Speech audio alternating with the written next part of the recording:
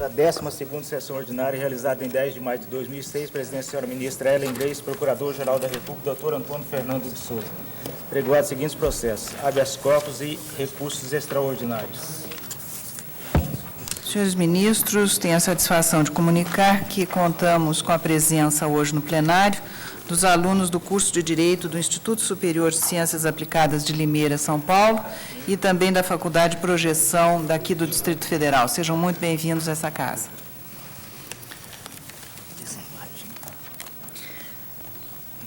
Chama a julgamento, sendo relator o ministro Sepúlveda Pertence, o mandado de segurança 24.875, impetrante de Jaci Alves Falcão e outros, impetrado presidente do Supremo Tribunal Federal. A última decisão é a seguinte: o tribunal, por unanimidade de votos, rejeitou o pedido de declaração incidental de inconstitucionalidade do vocábulo pessoais inserido no inciso 11 do artigo 37 da Constituição, na redação que lhe atribuiu a emenda constitucional 41, e da expressão "e da parcela recebida em razão de tempo de serviço", contida no artigo 8º da referida emenda. E, após o voto do relator, ministro Sepúlveda Pertence, deferindo em parte o mandado de segurança para admitir a permanência, no caso concreto, da vantagem do artigo 184, até que seja absorvido pelo subsídio, no que foi acompanhado pelos senhores ministros Gilmar Mendes, Ellen Grace e Celso de Mello, do voto do senhor ministro Marco Aurélio, deferindo-o em maior extensão, nos termos de seu voto, e dos votos dos senhores ministros Joaquim Barbosa, César Peluso, Carlos Brito, Eros Grau e presidente, que à época era o ministro Nelson Jobim, indeferindo a segurança, o julgamento foi suspenso para colher-se o voto de desempate, que deverá ser promovido pelo ministro Henrique Ricardo Lewandowski. Passo, portanto, a palavra ao ministro Ricardo Lewandowski. Senhora presidente, senhores ministros, o meu voto é singelo, objetivo e direto, baseia-se em notas taquigráficas, e é singelo, objetivo e direto, como convém a um voto proferido no mandado de segurança, e também atenção à recomendação de Vossa Excelência, senhora presidente, que foi feita por ocasião de sua posse na presidência desse egrégio tribunal, no sentido de que os juízes brasileiros se pronunciassem com objetividade para que melhor pudessem ser compreendidos pelos jurisdicionados de modo geral. Farei inicialmente o relatório, que é o seguinte: trata-se de um mandado de segurança com pedido de liminar impetrado por Jaci Alves Falcão, Francisco Manuel Xavier de Albuquerque, Luiz Rafael Maia e Oscar Dias Correia, ministros aposentados desta Corte, contra ato do presidente do Supremo Tribunal Federal, que determinou a redução de seus proventos de aposentadoria ao limite estabelecido no artigo 3711 da Constituição Federal, com a redação dada pela emenda 41 de 2003. Os impetrantes, em suma, sustentam a inconstitucionalidade parcial do artigo 3711 da Constituição e do artigo 8º da Emenda Constitucional 41 de 2003. Alegam também que a jurisprudência do STF firmou-se no sentido de que as vantagens pessoais não se incluem no cômputo da remuneração submetida ao teto e são inerentes, abro aspas, não ao cargo, mas ao servidor de que são atributo e apanágio, fecho aspas. Asseveram ainda que a exclusão das vantagens configura, entre aspas, tratamento anti-isonômico por consistir mecanismo igualador de desiguais, dizendo mais que o ato impugnado não respeitou seu direito adquirido, além de ter afrontado o critério da razoabilidade. A inicial foi instruída com documentos, tendo o ministro relator Sepúlveda Pertence indeferido a liminar em 19/4/2004. Nas informações que prestou, o presidente do Supremo Tribunal Federal esclareceu em síntese que os fundamentos do ato impugnado constam do processo administrativo 31.9269 e da ata da primeira sessão administrativa de 2004, convocada, entre aspas, com o objetivo específico de deliberar sobre a quantificação da maior remuneração paga a ministro do Supremo Tribunal Federal, para efeito de fixação do teto do funcionalismo público, consoante previsão do artigo 8º da referida emenda constitucional. O então Procurador-Geral da República, Cláudio Fonteles, opinou pela concessão da segurança para, entre aspas, que se restabeleça o direito dos impetrantes de não terem compreendidas nos subsídios teto as vantagens pessoais de natureza pro labore facto, assim dando-se interpretação conforme a expressão as vantagens pessoais ou de qualquer outra natureza, presente no inciso 15 do artigo 37, na redação da Emenda Constitucional 41 de 2003, declarada a inconstitucionalidade da expressão e da parcela recebida em razão de tempo de serviço, presente no artigo, não consta o número do artigo, por lapso, da Emenda Constitucional 41 de 2003, incidente, tanto. Com o falecimento do ministro Oscar Dias Correia, o processo foi extinto sem julgamento de mérito com relação a este. Na sessão plenária de 9/3 de 2006, o tribunal, por unanimidade de votos, rejeitou o pedido de declaração incidental de inconstitucionalidade do vocábulo pessoais, inserido no inciso 11 do artigo 37 da Constituição, na redação que lhe atribuiu a Emenda 41 de 2003, bem como da expressão e da parcela recebida em razão do tempo de serviço, contida no artigo 8º da referida emenda. A seguir, o relator, ministro Sepúlveda Pertence, deferiu em parte a segurança para admitir a permanência, no caso concreto, da vantagem auferida pelos impetrantes, com base no artigo 184, terceiro da Lei 1.711 de 52, até que seja absorvida pelo subsídio, no que foi acompanhado pelos ministros Gilmar Mendes, Ellen Grace e Celso de Mello. O ministro Marco Aurélio deferiu a segurança em maior extensão nos termos de seu voto. Indeferido a segurança, os ministros Joaquim Barbosa, César Peluso, Carlos Brito, Eros Grau e o então presidente Nelson Jobim. O julgamento foi, na oportunidade, suspenso para que escolhesse o voto de desempate a ser por mim proferido. Em 15/3 de 2006, o Tribunal Pleno, apreciando questão de ordem suscitada pelo ministro Marco Aurélio, decidiu, por maioria, afastar a incidência na hipótese do disposto no artigo 205, parágrafo único, e inciso 2º do regimento interno. Os autos foram encaminhados em 21/3 de 2003, sendo agora devolvidos para a retomada do julgamento. E este é o relatório, senhor presidente. O voto de Vossa Excelência. Senhor presidente, antes de proferir o meu voto, quero dizer que resisti à tentação de fazer maiores considerações de caráter doutrinário, resisti à tentação de trazer à colação o ensinamento do grande constitucionalista contemporâneo alemão Robert Alexy, que fala da ponderação dos valores à luz do caso concreto, quando se encontram em confronto princípios constitucionais. E é disso, no fundo, que se trata. Mas deixei de lado essas considerações mais acadêmicas para ir direto ao ponto e tentar elucidar a questão do meu ponto de vista mais consentâneo com a interpretação constitucional. Digo, então, senhora presidente, que os ministros Francisco Manuel Xavier de Albuquerque, Jaci Alves Falcão e Luiz Rafael Maier, quando se aposentaram, fizeram jus à vantagem prevista no artigo 184.3 da Lei 1.711 de 52, combinado com o artigo 250 da Lei 8.112 de 90, que conferia ao funcionário público, por ocasião da passagem para a inatividade, um aumento de 20% sobre seus proventos, desde que contasse com 35 anos de serviço e tivesse permanecido em cargo isolado durante 3 anos.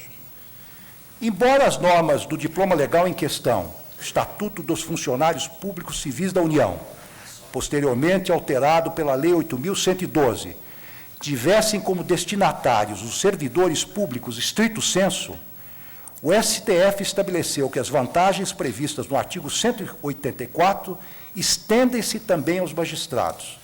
Como referência histórica, merece ser mencionada a decisão proferida pelo Tribunal Pleno em julgamento datado do ano de 1961, em que foi relator o ministro Gonçalves de Oliveira.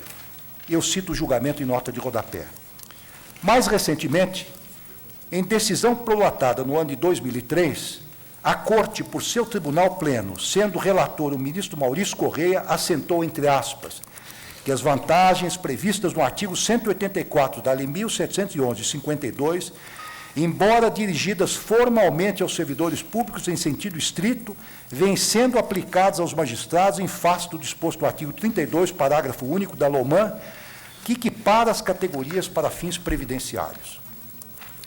É certo que a Constituição de 1988, em seu artigo 3711, instituiu um teto para a remuneração dos servidores públicos em geral, estabelecendo que ele corresponderia para os magistrados aos valores percebidos como remuneração em espécie, a qualquer título, por ministros do Supremo Tribunal Federal e seus correspondentes nos estados, Distrito Federal e nos territórios. Grifei a palavra remuneração em espécie.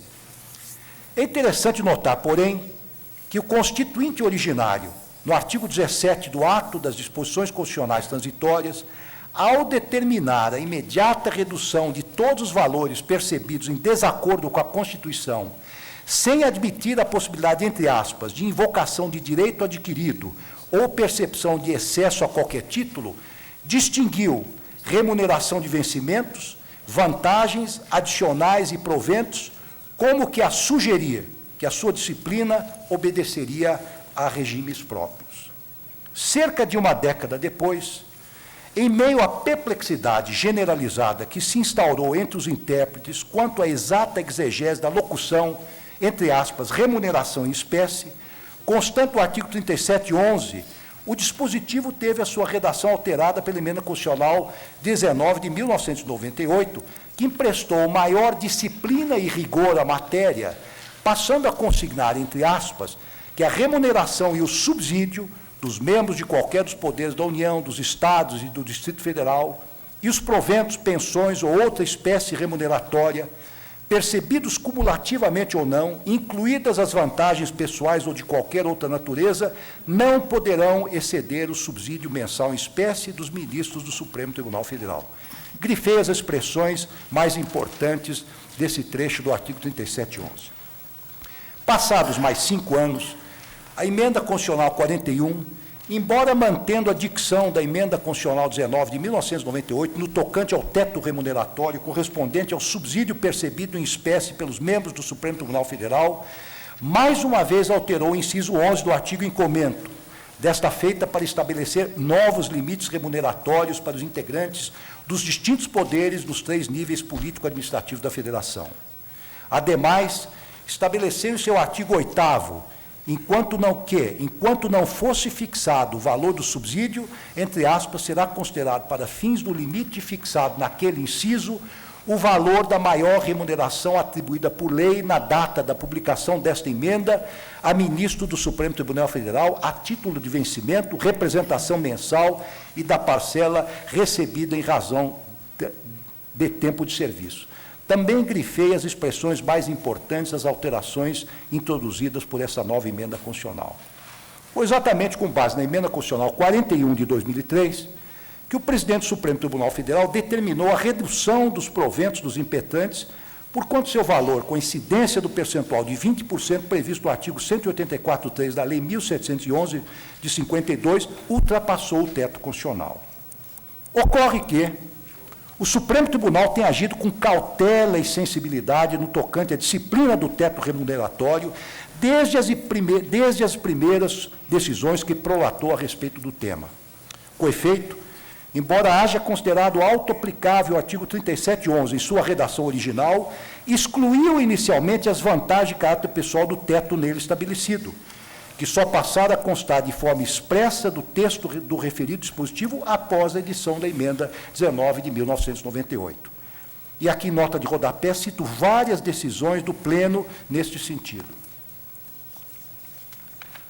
Na sequência, o Supremo Tribunal Federal, em sessão administrativa datada de 24 de junho de 1998, entendeu não serem auto-aplicáveis as normas dos artigos 3711 e 39, parágrafo 4º da Constituição, com a redação que lhes deu a Emenda Constitucional 19 de 1998, porque a fixação do subsídio mensal em espécie de ministro do Supremo Tribunal que serviria de teto dependia da edição de lei formal iniciativa conjunta dos presidentes da República, da Câmara dos Deputados, do Senado Federal e do Supremo Tribunal Federal.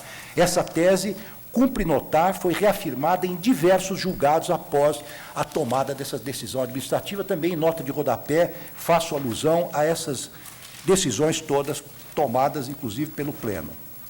Tal problema somente foi superado, como visto pelo artigo 8º da Emenda Constitucional 41 de 2003, que estabeleceu que o limite definido no artigo 3711 corresponderia à maior remuneração atribuída por lei a ministro do Supremo Tribunal Federal, a título de vencimento, de representação mensal e da parcela recebida em razão do tempo de serviço, na data da publicação da emenda, ou seja, 31 de dezembro de 2003. Salta à vista, pois, que a partir das alterações promovidas pelas emendas constitucionais 19 de 1998 e 41 de 2003, o texto magno passou a disciplinar com maior rigor e detalhamento o limite remuneratório dos servidores públicos, seja porque passou a fazer menção expressa aos proventos, dentre as modalidades de remuneração a eles submetidas, seja porque, a partir delas, incluiu de forma taxativa as vantagens pessoais para o efeito de cálculo do teto.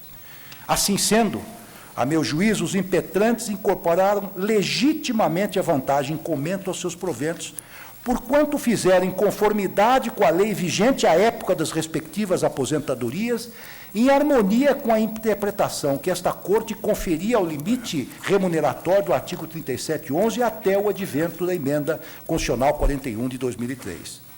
Cumpre registrar, ademais, que, além de legítima, a manutenção do valor acrescido aos proventos por força do artigo 184.3 da Lei 1711/52, combinado com o artigo 250 da Lei 8.112 de 90, afigura-se razoável, visto que em muito pouco ultrapassou o teto constitucional, não se revelando sob qualquer aspecto ofensivo ao princípio da moralidade. Não é possível, todavia, como querem alguns, data máxima vênia, equacionar a questão à luz da preservação de direitos adquiridos, diante do firme entendimento do Supremo de que não há como invocar tal garantia em face de regime jurídico modificado por legislação subveniente. Também, em nota de rodapé, cito inúmeras decisões nesse sentido.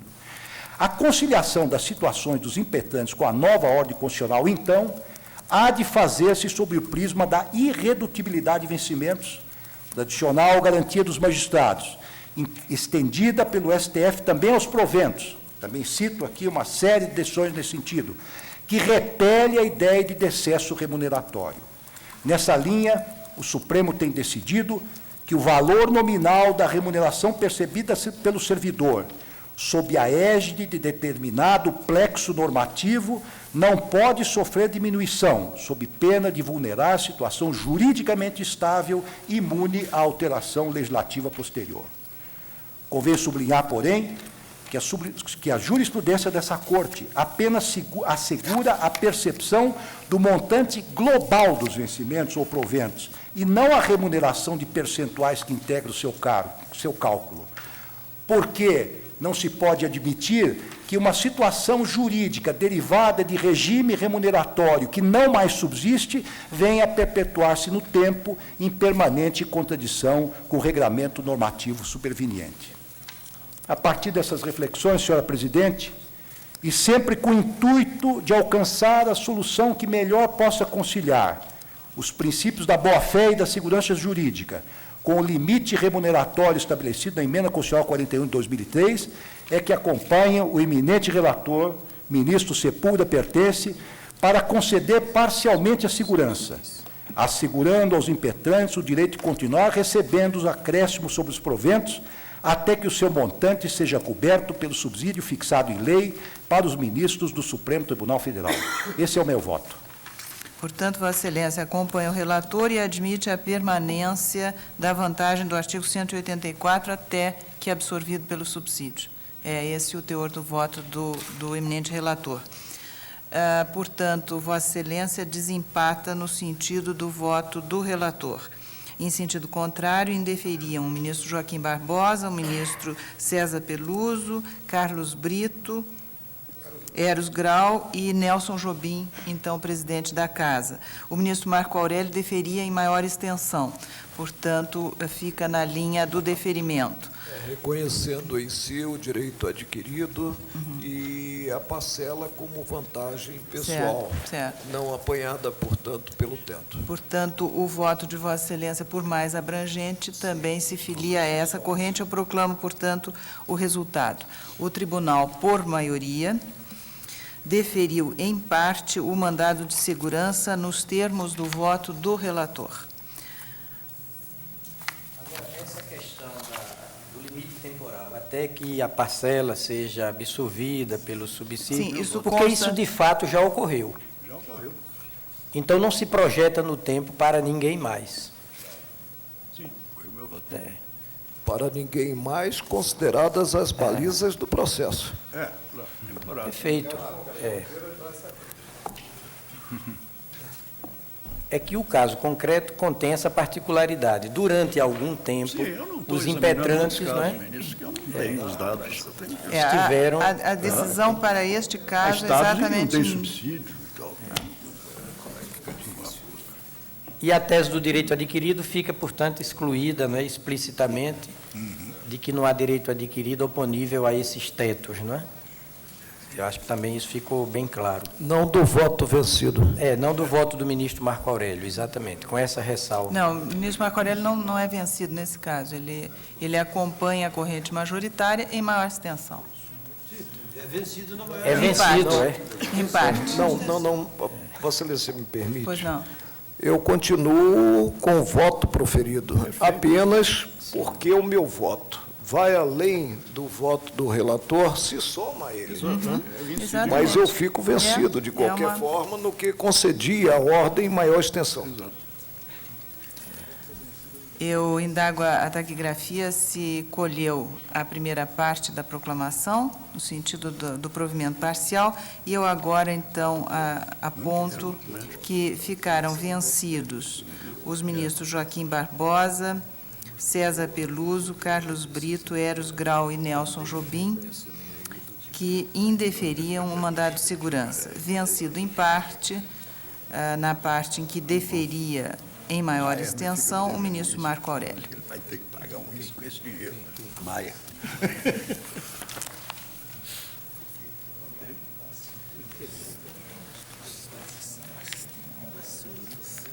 Extradição. Chama a julgamento, sendo relator o ministro Gilmar Mendes, a extradição número 968, requerente o governo de Portugal e extraditando João Manuel Pires Aurélio Duarte. Senhora Presidente, trata-se de pedido de extradição formulado pelo governo de Portugal por via diplomática, com base no artigo 12 do Tratado de Extradição, firmado pelos dois países, em 7 de maio de 91 e promulgado pelo decreto 1325, de 2 de dezembro de 94, do nacional português João Manuel Pires Aurélio Duarte, encaminhado na forma de aviso 206 do Ministério da Justiça. Atendendo o pedido formulário pelo Ministro da Justiça, decretou-se a prisão preventiva para fins de extradição em 1º de março de 2005, tendo sido comunicado o seu cumprimento em 3 de março de 2005. Estando extraditando recolhido nas dependências da Superintendência da Polícia Federal do Estado de Pernambuco, delegou-se a competência para interrogatório ao juiz da seção judiciária daquele Estado. Representante do Ministério Público, doutora Cláudia Sampaio Marques, opina pela concessão parcial da extradição. Em petição avulso, extraditando requereu a suspensão da deliberação de conceder prazo ao governo português para o fim de suprir deficiente instrução do feito, liberdade provisória para que possa acompanhar o feito sem o constrangimento do cárcere, tendo em vista que está preso desde março de 2005. Se não for possível, a liberdade provisória seja permitida ao réu o regime de prisão domiciliar. Registre-se, por fim, que foi concedida a liminar no HC 8739 pelo presidente desta Corte, ministro Jobim, com a finalidade de permitir que fosse o extraditando conduzido aos locais dos exames médicos, conforme requerido, e neles permanecer sob escolta e fiscalização até a conclusão dos procedimentos e exames médicos necessários. É o relatório. O voto, a sustentação, não. O voto de Vossa Excelência. O pedido de extradição, senhor presidente, é fundado no processo de inquérito número 469 da terceira seção do Departamento de Investigação de Ação Penal de Lisboa, no qual o ora extraditando João Manuel Pires Aurélio Albuquerque encontra-se indiciado pela suposta prática de crimes de burla qualificada, falsificação de documentos e branqueamento de capitais. Trata-se, portanto, de extradição instrutória pelos crimes supramencionados, conforme consta do mandado de detenção internacional. Eu leio. O Ministério Público Federal, em parecer da lavra da doutora Cláudia Sampaio Marques, assim se manifesta. Com efeito, o pedido formulado pelo Governo de Portugal reúne apenas em parte as condições necessárias ao seu deferimento, nos termos da Lei 6.815 do Tratado de Extradição, pois, no tocante aos crimes de falsificação de documentos e branqueamento de capitais, o pedido não satisfaz os requisitos legais. Quanto ao crime de falsificação de documento, diz o seguinte: em relação à falsificação de documentos, a jurisprudência do STF vem consolidando o entendimento no sentido de que, quando se tratar de antefato impunível, tal crime não enseja o deferimento do pedido de extradição. Na extradição 931, César Peluso, presente o requisito da precisa indicação do fato no que toca aos outros crimes, analisa a questão da absorção do delito de falsificação pelo de burla qualificada. E eu transcrevo, então, o voto nesse sentido na extradição 931. No caso dos autos, conforme informações constantes do mandado de detenção internacional, a falsificação de diversos documentos, vinhetas médicas diferentes, prescrições médicas com caligrafias diferentes para o mesmo médico, registro de consultas de pediatrias para pacientes idosos, registro de consultas de pediatria efetuados em menos de 10 minutos cada um, teve como objetivo obter vantagens econômicas indevidas em detrimento do Estado português. O antefato impunível ocorre quando um ato menos grave precede um ato mais grave com meio necessário ou normal para a realização da conduta. Nas circunstâncias dos autos, portanto, verifica-se que os atos de faturação de atos médicos não realizados, falsificação de assinaturas em prescrições médicas e contrafação de vinhetas são absolvidos pelo crime de estelionato. Assim, não há de se acolher o pedido de extradição em relação à falsificação de documentos. Quanto à bula qualificada, o estelionato, está atendida à exigência da dupla tipicidade, artigo 77.2 da Lei 6.815, pois o crime tem previsão expressa no ordenamento jurídico brasileiro e português. No que diz respeito à prescrição, registre que os crimes pelos quais o extraditando está sendo acusado, no tocante às imputações com correspondência no direito penal brasileiro, prescreve no ordenamento português em 10 anos, considerando que os atos delituosos datam de 98 a 2003 não há falar em ocorrência de lapso prescricional segundo o direito brasileiro e o direito português. Também assim a manifestação da Procuradoria da República. Portanto, neste ponto é de se acolher, sim, o pedido de extradição. No que se refere à lavagem de dinheiro, verifica-se que este crime pressupõe a existência de um crime antecedente, por meio do qual o agente obtém os valores, bens ou direitos objetos de posterior ocultação ou dissimulação, nos termos do artigo 1º caput da Lei 9.603.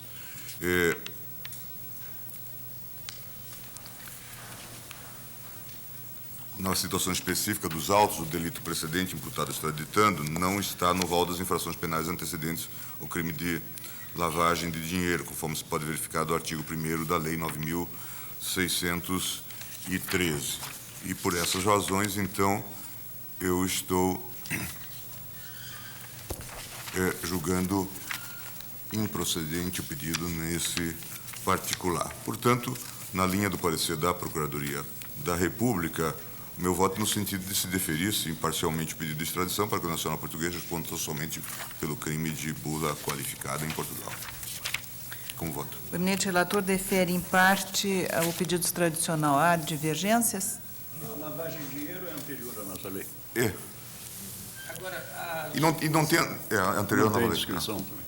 essa ADSE portuguesa é uma autarquia, não é? Corresponde ao nosso Possível, INSS. Não sei se exatamente isso ou se uma instituição. Eu até fui buscar isso de caráter previdenciário Parece que ou caixa de assistência. Deve ter caráter misto, né? Assistência na doença aos servidores civis do Estado. Velho e paz. Hein? Velho e paz. Velho e paz, Então seria crime contra a administração pública, não é? E nesse caso, o estelionato não seria qualificado? a prefeito do antecedente.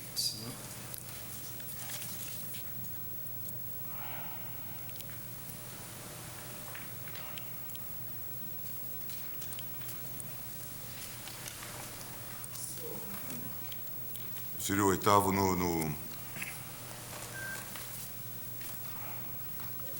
Eu vou fazer o seguinte, se Vossa Excelência me permitir, eu vou pedir vista. Após o voto do relator, que deferia em parte a extradição, pediu vista ao ministro Carlos Brito. Estelionato contra a autarquia é estelionato qualificado mesmo, não é crime contra a administração. É na nossa. A dificuldade é de enquadrar quando se trata de particular, né? Exatamente. Eu vou estudar só sobre esse aspecto. Não, deixa ainda mais um. De vista em mesa, presidente. Então eu peço vista em mesa. Retifica-se, então, a vista do ministro Carlos Brito é vista em mesa. Isso. Senhores ministros, chama a julgamento a ação direta de inconstitucionalidade 3.146, de que é relator o ministro Joaquim Barbosa, requerente ao Partido da Frente Liberal, requerido o presidente da República e o Congresso Nacional.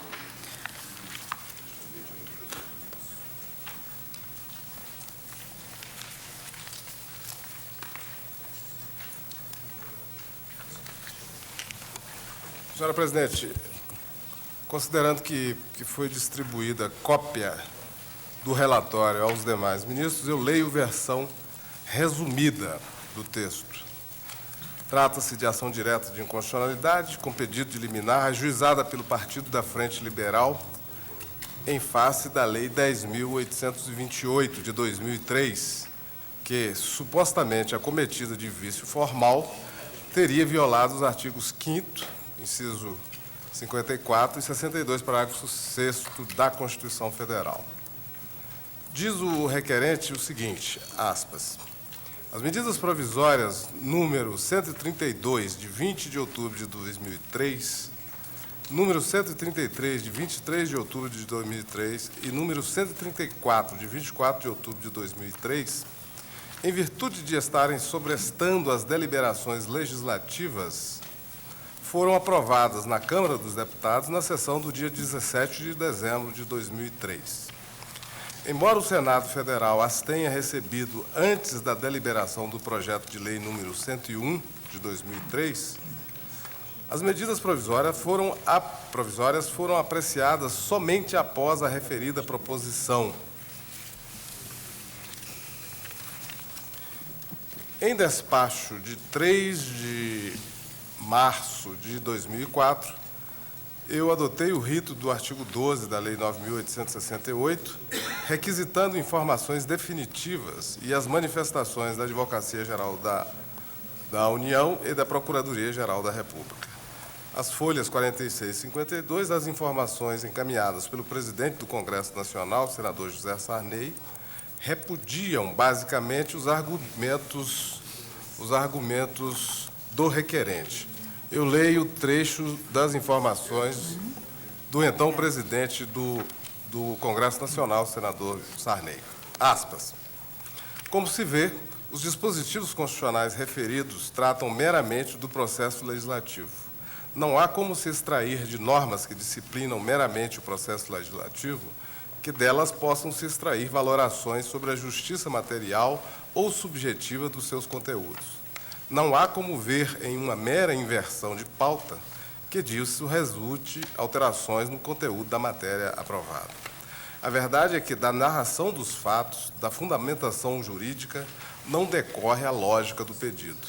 Assim, data vênia, igualmente nenhum fumus boni iuris restou demonstrado na presente ação, sendo totalmente incabível o pedido de medida liminar por falta dos dois requisitos acima apontados por Eli Lopes Meireles. No mérito, é importante ver que não assiste qualquer razão ao requerente, persistindo, quanto à peça exordial, a falta de conexão lógica do pedido com a sua fundamentação. Ora, afirma que, como não houve sobrestamento da pauta para a votação, primeiramente das medidas provisórias, os contribuintes serão lesados. Todavia, já se demonstrou acima que a inversão da pauta não significaria alteração na valoração da matéria votada. Ademais, importa frisar o que o próprio requerente destacou. Na mesma sessão deliberativa do dia 19 de dezembro, foram votadas a lei e as medidas provisórias. Assim, resta apreciar se a deliberação de matérias que estavam trancando a pauta após a deliberação de outras matérias, ainda que na mesma sessão, importa na nulidade da votação dessas outras matérias. Vale a pena lembrar, prossegue o senador Sarney, o que dispõe o Código de Processo Civil, merecendo aplicação subsidiária para o processo legislativo quando trata de nulidades processuais no seu artigo 244, in verbis. Quando a lei prescrever determinada forma, sem cominação de nulidade, o juiz considerará válido o ato se, realizado de outro modo, lhe alcançar a finalidade. Prossigo lendo as informações do presidente do Congresso. Ora, as matérias foram votadas na mesma sessão deliberativa, cabendo a organização da pauta ao presidente do Senado Federal por força do que dispõe o regimento interno. Não existe previsão constitucional ou legal para se declarar a nulidade da votação. Assim, data vênia, a organização da pauta se trata de matéria interna corporis da Casa Legislativa, não cabendo intervenção do Poder Judiciário para determinar o que deve ser deliberado em primeiro ou em último lugar, o que seria exercício de atos próprios do Poder Legislativo. É fato que a matéria é emanada de um corpo legislativo legítimo e não padece de vício de iniciativa, portanto, não havendo qualquer irregularidade formal. Nem mesmo existe contrariedade formal ou material a outras normas constitucionais. O requerente afirma contrariedade à disciplina do processo legislativo, limitando-se tal contrariedade à inversão da ordem do dia.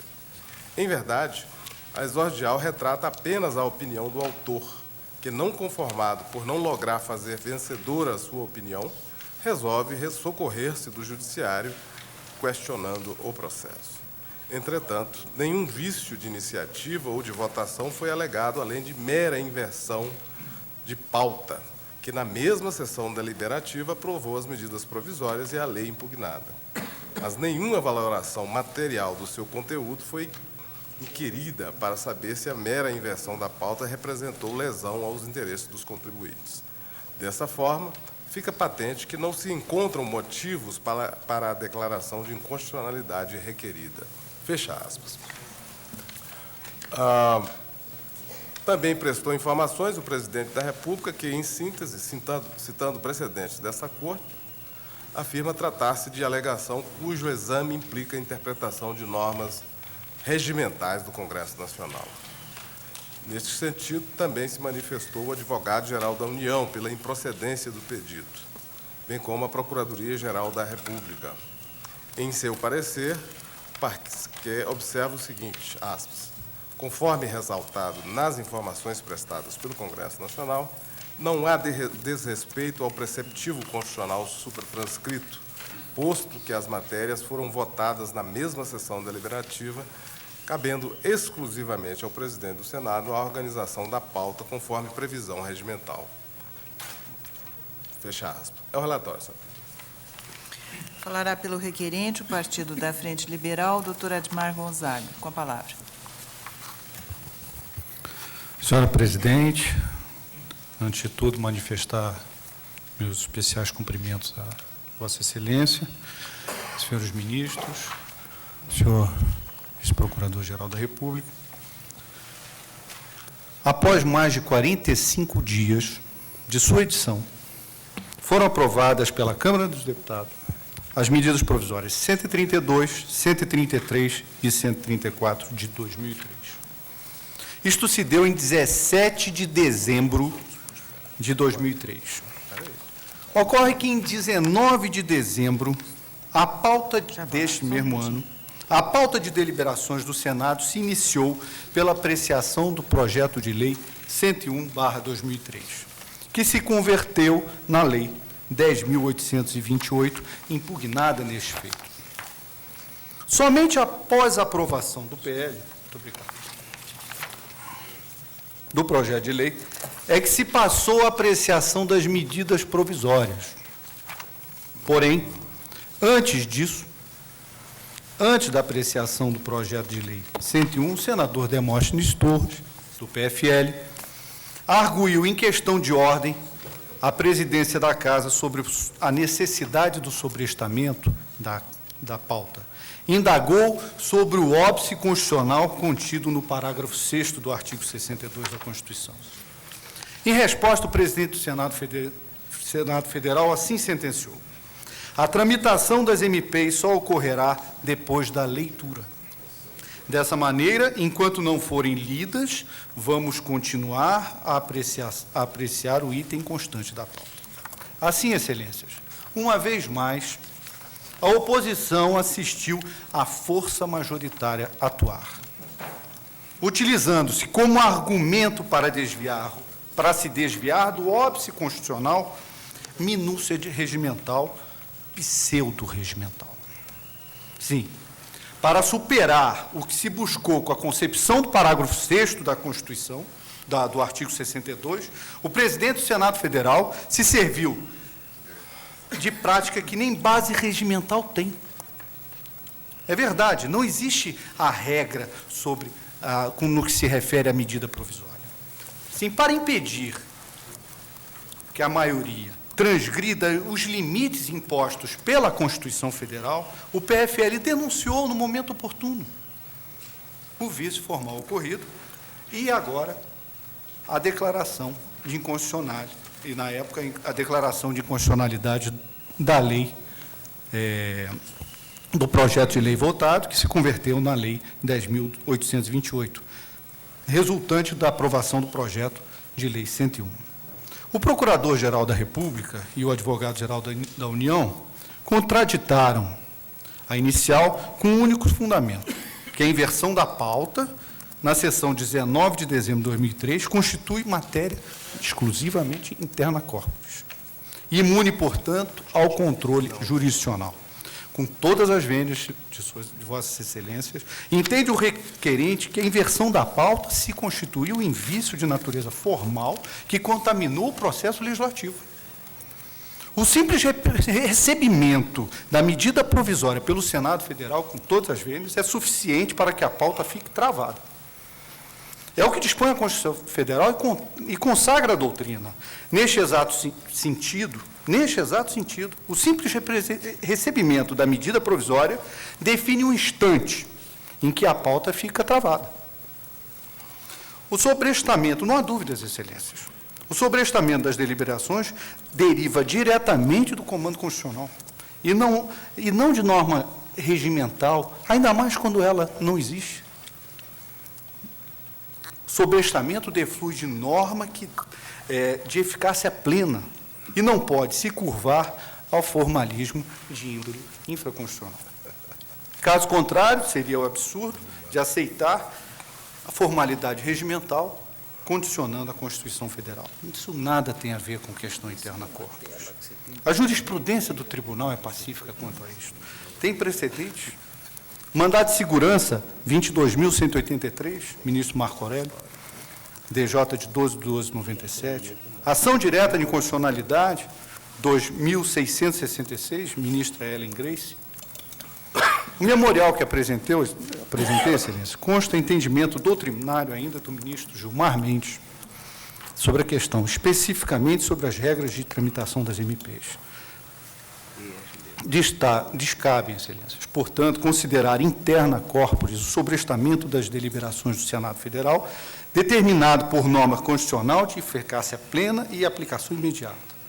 Excelências, condicionar o início da tramitação das medidas provisórias no Senado Federal à sua leitura constitui artifício que confere ao presidente do Senado Federal o arbítrio sobre o momento do sobrestamento determinado pela Constituição.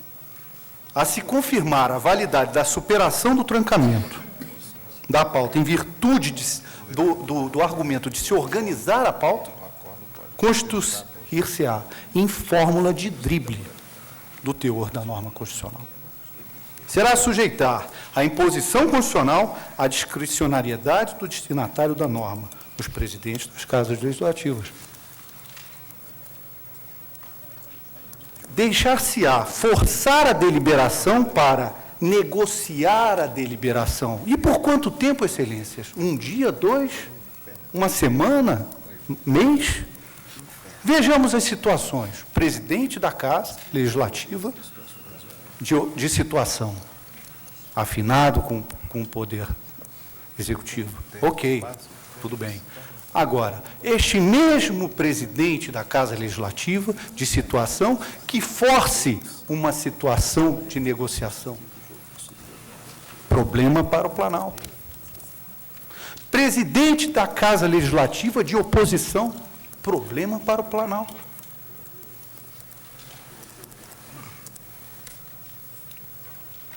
Forçar a deliberação é o propósito da norma constitucional, Excelências, segundo expressamente reconhecido pelos ministros Nelson Jobim, César Peluso e Sepúlveda Pertence, e peço licença para citar apenas uma das manifestações, para não cansá-los. Isso não é novidade no Congresso, porque, vejam, todos esses mecanismos de obstrução de pauta, de paralisação de pauta, por não votação, são mecanismos para determinar e forçar o Congresso Nacional a votar. Ministro Nelson Jobim. ADIM 2984, relatora ministra Ellen Grace. Está nas mãos de Vossas Excelências, portanto, o futuro da norma constitucional. Caso o artifício adotado seja julgado constitucional, o sobrestamento ocorrerá quando e bem entender o presidente da Casa Legislativa e quando ele tiver interesse, seja ele da situação ou seja ele da oposição. Por fim, não se diga, Excelências, ainda que não houve prejuízo. O senador provocou a questão de ordem. E essa questão de prejuízo não está submetida ao controle abstrato.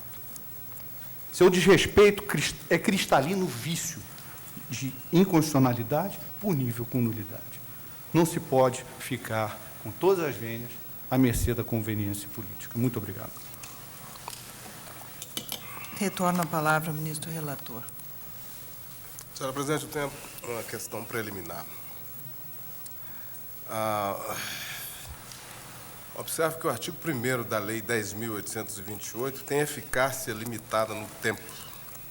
Leio a íntegra do dispositivo. Artigo 1º. Até 31 de dezembro de 2005, o imposto de renda incidente sobre os rendimentos de pessoas físicas será calculado de acordo com as tabelas progressivas mensal e anual de que trata o artigo 1º da Lei número 10.451, de 10 de maio de 2002. Essa disposição não tem mais aplicabilidade, de modo que, na linha do que é afirmado pela jurisprudência da Corte, a ação direta, que é fundada em alegação de inconstitucionalidade formal, estaria prejudicada nesse ponto. Em relação à parte restante da ação, não ocorre a prejudicialidade, tendo em vista que a revogação de outra norma, tal como previsto no artigo 3º da Lei 10.828, ainda tem eficácia. Eu, portanto, no que diz respeito ao artigo 1º, eu não conheço. Mas, em petição que me chegou ao meu conhecimento neste momento, o partido requerente pleiteia a conversão desta ação direta em ADPF, caso surja alguma causa de prejudicialidade. Eu indefiro esse pleito em relação ao artigo 1º da lei, pelas razões já indicadas, já que ela tinha eficácia limitada no tempo. Quanto aos demais artigos, eu entendo que está prejudicado o pedido, já que eu conheço. A ação foi proposta imediatamente. Foi proposta imediatamente. E passou o ano de 2003. A ação foi proposta em 2003. Não, a ação foi proposta, não tenho aqui os autos. A Provavelmente lei 2004, já que o processo legislativo se deu no finzinho de 2003. 19 de fevereiro. 19 de fevereiro. Senhor presidente, só para efeito de pensar alto, nós temos tido essas considerações sobre esses casos todos de revogação superveniente, mas neste caso seria perda de objeto superveniente em razão de se tratar de lei com um período prefixo. Só que diferentemente do que ocorre em outras hipóteses, isto seria, de alguma forma, imputável ao próprio tribunal e não a qualquer outro fato, uma vez que se aplicou até o artigo 12, não houve decisão de liminar. De modo que, quer dizer, eu já tendo, na verdade, eu estou expondo isso já até em textos, sempre que sobrevier a revogação, acho que a Vossa Excelência até tem um pedido de vista num caso que eu trouxe, eu tenderia a prosseguir no julgamento. Mas este caso tem essa singularidade, que é exatamente o fato de se tratar de uma lei temporária, mas houve a impugnação tempestiva, adequada, e por razões de funcionamento do tribunal. No final desse dispositivo? 31 de dezembro de 2005. Eu, então, superaria a questão de ordem, tendo em vista essa singularidade. Pode haver o efeitos em curso. Hein? Pode haver efeitos em Sim. curso, porque é uma legislação sobre Nós já imposto discutimos anual. isso naquele outro caso célebre do ministro, relator ministro Nery, lembra-se do TRT, né, que tinha aquelas singularidades e que houve aquela resolução e que houve a revogação. Só que é claro que temos todo esse constrangimento quanto à superação da jurisprudência, só que neste caso específico houve a impugnação em tempo adequado. Teria havido E obstáculo veja, judicial. Vossa Excelência, um detalhe, né? Muito embora a lei se refira a 31 de dezembro de 2005, nós tivemos até abril último, né, o prazo para o ajuste, para a declaração de imposto de renda pelas pessoas naturais. E há reflexos em relação, inclusive, àqueles que tomaram essa lei como inconstitucional e deixaram de observá-la. O eminente relator encaminha pelo não conhecimento do artigo 1º e pelo prejuízo dos demais. Não. Os demais eu conheço. Conhece os demais. Está bem. Então, portanto, a questão de ordem suscitada é apenas nesse sentido. O eminente ministro Gilmar Mendes conhece. Colhe os demais votos. Ministro Ricardo Lewandowski. Com o relator. Ministro Eros Grau. Ministro, portanto, Vossa Excelência acompanha a divergência.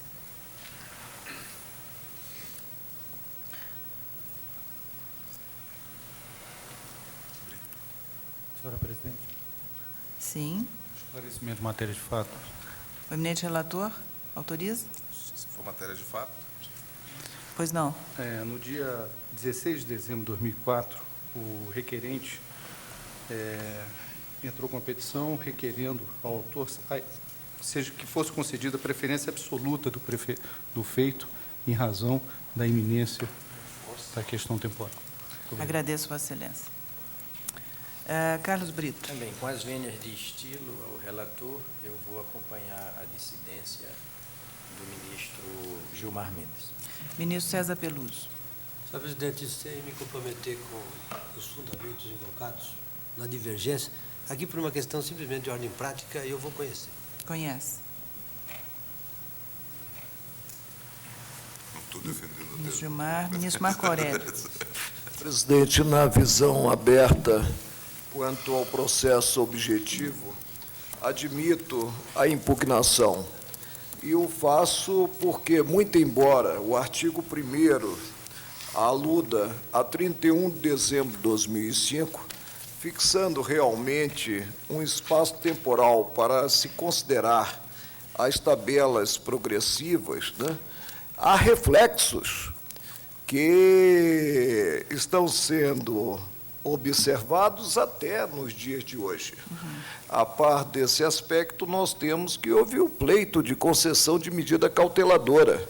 Tendo em conta a avalanche de processos, acionou-se, como se aciona costumeiramente na Corte, o artigo 12 da Lei de Regência, e insistiu o autor da ação, o requerente, na apreciação da matéria, já vislumbrando até mesmo a articulação em torno do óbice apontado pelo relator e que, com a devida vênia, entendo improcedente. Senhora Presidente, Sim. eu gostaria de esclarecer que eu pedi dia para julgamento em 9 de agosto de 2004. Sim, e ele foi incluído em pauta no dia 13 de agosto de 2004. A nossa realidade explica tudo. Não, isso aí, pois é a quadra vivida pelo tribunal, né? E não se pode Há exigir cerca de dos 600 integrantes da processos corte na pauta do plenário. um esforço visando a atualização dos trabalhos desenvolvidos, né?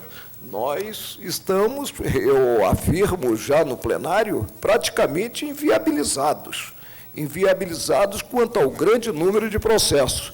Eu próprio, há 15 anos no tribunal, jamais tive resíduo de habeas corpus por apreciar. E tenho esse resíduo, inclusive com réu preso. Pois bem, ministro Celso de Mello. Senhora Vota Presidente, Vassilena. tenderia a acompanhar o eminente relator na linha da jurisprudência da Corte, mas como aqui já destacado, a singularidade do caso e a diligência com que se ouve o partido autor, tudo isso evidencia que, na realidade, só não se apreciou em tempo oportuno a postulação deduzida pela agremiação partidária por razões exclusivamente imputáveis ao aparelho judiciário, não se podendo atribuir, portanto, ao autor qualquer parcela da responsabilidade no retardamento do exame desta controvérsia. Por isso, por tais razões, unicamente, considerada esta singularidade do caso, eu peço vênia para acompanhar a divergência. Ministro Sepúlveda Pertence. Eu também, senhor presidente, também ressalvando que não assumo compromissos com a tese central, em relação à qual, em princípio, tenho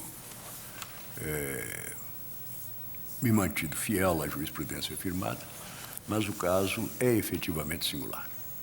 Houve pedido liminar, houve insistência do pedido liminar, e houve este fato, que agora o eminente relator acaba de frisar, que mostra realmente a que situação chegamos. Quer dizer, o processo está em pauta desde 2004. Então, eu peço vênia, eminente relator, e também conheço da ação. Também quero fazer a ressalva de que estou votando diante das peculiaridades do caso. Eminente relator. Eu encaminhei quanto à peculiaridade do caso, apenas apresentei a tese, mas eu realmente me curvo à jurisprudência suprema e tenho até decidido monocraticamente enquanto a questão não se colocar. Eminente relator, portanto, a proclamação parcial é no sentido do conhecimento por maioria, vencidos o relator. O artigo 12 tem esse risco. E o ministro Ricardo Lewandowski, que não conhecia. Ainda que a AGU e a Procuradoria cumprissem o prazo. Não, Vossa Excelência, sendo conhecido, tem que enfrentar a matéria. Não, eu estou dizendo, haverá redação em apoio. Não, é só a preliminar de conhecimento. Tá bem.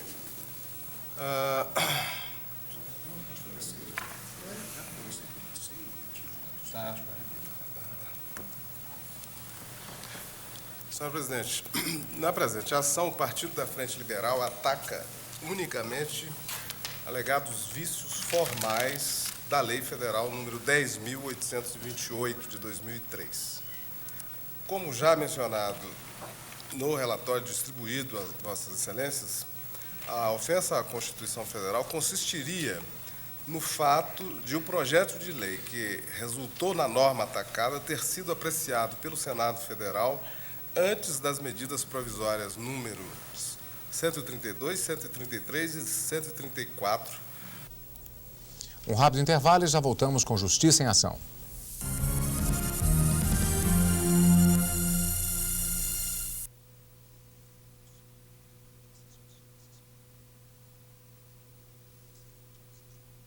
Salvando que não assumo compromissos com a tese central, em relação à qual, em princípio, tenho me mantido fiel à jurisprudência firmada, mas o caso é efetivamente singular. Houve pedido liminar, houve insistência do pedido liminar, e houve este fato, que agora o eminente relator acaba de frisar, que mostra realmente a que situação chegamos. Quer dizer, o processo está em pauta desde 2004. Então, eu peço ver, eminente relator, e também conheço da ação. Também quero fazer a ressalva de que estou votando diante das peculiaridades do caso.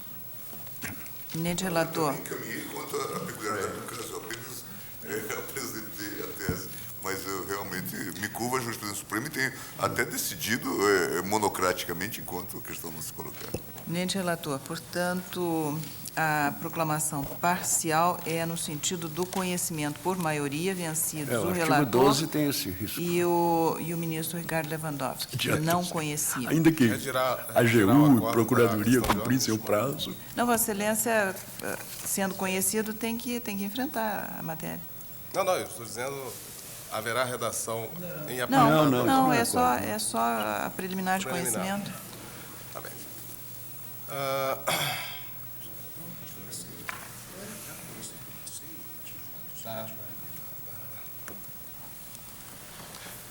Senhor presidente, na presente ação, o Partido da Frente Liberal ataca unicamente alegados vícios formais da Lei Federal número 10.828, de 2003. Como já mencionado no relatório distribuído às Vossas Excelências, a ofensa à Constituição Federal consistiria no fato de o projeto de lei que resultou na norma atacada ter sido apreciado pelo Senado Federal antes das medidas provisórias números 132, 133 e 134